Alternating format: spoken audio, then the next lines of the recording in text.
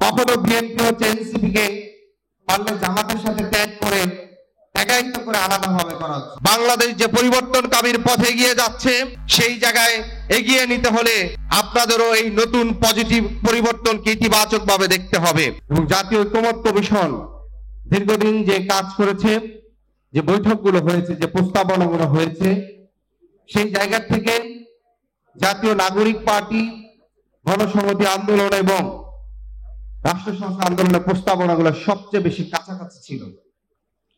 আমরা দেখেছি আমাদের যে পুরনো এস্টাবলিশমেন্ট যে দলগুলো আছে, বিশেষ করে জাতীয়তাবাদী দল এবং জামাত ইসলাম, এই দুই দলের গণনার বাহিরে যারা একটা পরিবর্তনকামী রাজনীতি করতে চাচ্ছিল, তাদেরকে ঠেলে কখনো জামাত এনসিপি কিংবা অন্য দলগুলোকে বিএনপির দিকে ঠেলে দিত, কখনো বিএনপি হচ্ছে এনসিপিকে পারলে জামাতের সাথে ত্যাগ করে একায়িত্ব করে আলাদাভাবে করা হচ্ছে।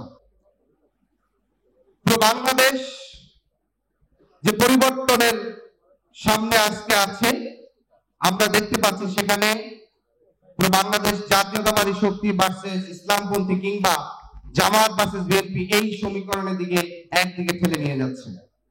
আমরা কখনো যে সংস্কারপন্থী লাস্ট 10-15 বছরে যে রাজনৈতিক দলগুলো এখানকার পরিবর্তনকামী রাজনীতির কথা বলছে, বিশেষ করে 2014 সালের একতরফা নির্বাচনের পরে বিদ্যমান রাজনৈতিক দলগুলো যখন এ জাতির আশা ভরসা থেকে নিরাশ হচ্ছিল, আপনারা দেখবেন 14 সালের পরে প্রত্যেকটি বৃহত্তর আন্দোলন কোন রাজনৈতিক দলের নেতৃত্বে তখন সংগঠিত হতে পারেনি।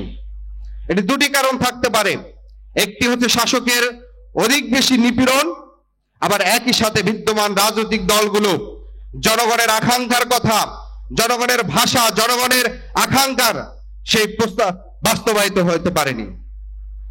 সর্বশেষ ছাত্র জনতা পেশাজীবী সকল রাজনৈতিক দলের সেই সম্মিলিত আন্দোলনের ফলে আজকের এই গণ অভ্যুত্থান। অতএব আগামীর বাংলাদেশে